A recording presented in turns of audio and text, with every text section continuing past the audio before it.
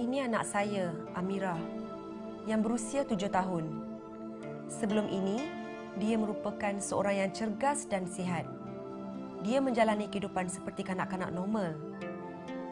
Apabila doktor memberitahu kami yang Amirah mengidap penyakit leukemia, kami tergamam.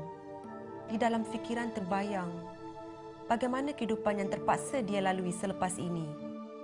Dalam usia yang muda, Amirah telah menjadi salah seorang daripada ratusan rakyat Malaysia yang dikesan mengidap leukemia setiap tahun. Penyakit leukemia merupakan penyakit kanser darah di mana pertumbuhan sel darah putih dalam darah dan sumsum tulang berlaku secara tidak normal. Penyakit ini boleh berlaku di semua peringkat usia, tak kira muda atau tua. Masa itu, kami mula bimbang akan masa depan dia. Ialah, kami tak tahu sama ada penyakit ini boleh dirawat ataupun tidak. Berapa lama masa yang dia ada untuk hidup. Macam-macam perkara yang bermain di fikiran kami. Pada waktu itu, kami betul-betul risaukan keadaan Amirah. Memandangkan Amirah tidak mempunyai adik-beradik, doktor ada memberitahu kami yang Amirah boleh diselamatkan melalui kaedah pemindahan sel stem yang diambil dari penderma sukarela. Tuhan sahaja yang tahu betapa gembiranya kami mendengar bahawa Amirah masih mempunyai peluang untuk hidup. Walaupun kami tidak pernah tahu tentang pemindahan sel stem ini, namun inilah ikhtiar yang kami perlu usahakan bagi memastikan Amirah sembuh dari penyakitnya. Dengan adanya penderma yang sihat seperti anda, maka kami dapatlah menyelamatkan pesakit leukemia seperti Amirah. Dan anda sebenarnya berpeluang untuk membantu mereka. Rawatan penyakit leukemia melibatkan kemoterapi dan atau radioterapi. Dan di dalam kes-kes tertentu, pesakit akan menjalani proses pemindahan sel stem. Pendermaan sel stem hanya akan dilakukan sekiranya penderma mempunyai sel stem yang sepadan dengan pesakit. Terdapat dua cara pendermaan sel stem, iaitu melalui salur darah peripheral ataupun dari sumsum tulang. Berdasarkan statistik dari WHO, pada tahun 2000 di seluruh dunia terdapat 256,000 orang yang terdiri daripada kanak-kanak dan dewasa mengidap penyakit leukemia. Dan 209,000 daripadanya telah mati. Di Malaysia, bilangan pesakit yang dikesan mengidap penyakit leukemia juga terus meningkat setiap tahun.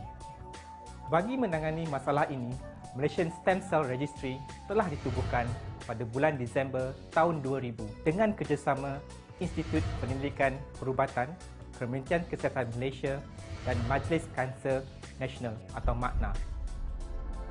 MSCR merupakan satu pangkalan data berkomputer yang menyenaraikan sukarelawan penderma sel stem di dalam negara ini untuk rujukan institusi-institusi perubatan di dalam dan luar negara. Misi penubuhannya adalah untuk mengumpul data penderma sukarela sel stem dan menyenaraikannya di dalam pangkalan data berkomputer bagi membantu pesakit-pesakit yang boleh dirawat dengan kaedah ini. MSCR merupakan sebuah pusat rujukan bagi pakar-pakar perubatan di Malaysia dan seluruh dunia bagi mendapatkan sampel penderma sel stem yang boleh digunakan. Individu yang berumur 18 tahun sehingga 50 tahun, sihat dan bebas daripada penyakit berjangkit atau kronik boleh menjadi ahli daftar MSCR. Sebelum mendaftar sebagai ahli, sesi taklimat atau penerangan berkenaan MSCR akan diberikan secara perseorangan atau berkumpulan. Setelah selesai sesi taklimat dan soal jawab berkenaan MSCR, individu yang berminat boleh mendaftar dengan MSCR dengan cara mengisi borang soal selidik kesihatan dan maklumat peribadi. Tanda tangan sukarelawan juga diperlukan. Setelah itu, 10 ml darah akan diambil untuk ujian. Ujian darah untuk penjenisan sel darah putih akan dijalankan di Institut Penyelidikan Perubatan. Ujian ini dikenali sebagai Human Leukocyte Antigen Typing menggunakan kaedah terkini iaitu Polymerase Chain Reaction. Keputusan ujian penjenisan sel darah putih dan maklumat penderma sel stem akan disimpan di dalam pangkalan data berkomputer di IMR. Di Malaysia, peningkatan bilangan penderma yang berdaftar dengan MSCR dapat dilihat setiap tahun di sekitar 1,000 sehingga 1,500 orang, dan sehingga bulan September tahun 2011, jumlah penderma MSCR adalah melebihi 18,000 orang. Namun, jumlah penderma ini masih rendah jika dibandingkan dengan populasi penduduk Malaysia, dan peluang untuk mendapat penderma yang sesuai adalah rendah. Untuk meningkatkan peluang itu, kita memerlukan sokongan orang ramai untuk mendaftar di dalam daftar MSCR. Proses pemandanan sel stem memerlukan pengenalpastian jenis protein tertentu yang terdapat di atas permukaan sel darah putih. Protein ini dikenali sebagai Human Leukocyte Antigen atau HLA. Kesepadanan sel stem berlaku apabila kesemua 6 jenis HLA dapati sama di antara pesakit dan penderma. Apabila penderma mempunyai sel stem yang sepadan dengan pesakit, darah akan diambil untuk pengesahan ujian. Selepas itu, satu sesi kaunseling dan pemeriksaan kesihatan akan dijalankan oleh pakar perubatan hematologi untuk memastikan penderma sel stem memahami keseluruhan proses pendermaan serta sihat tubuh badan. Setelah selesai kesemua proses tersebut, darah penderma akan diambil menggunakan mesin apheresis, di mana darah akan dikeluarkan dari lengan kiri untuk proses pengasingan sel stem. Komponen darah yang tidak diperlukan akan dikembalikan semula melalui lengan kanan.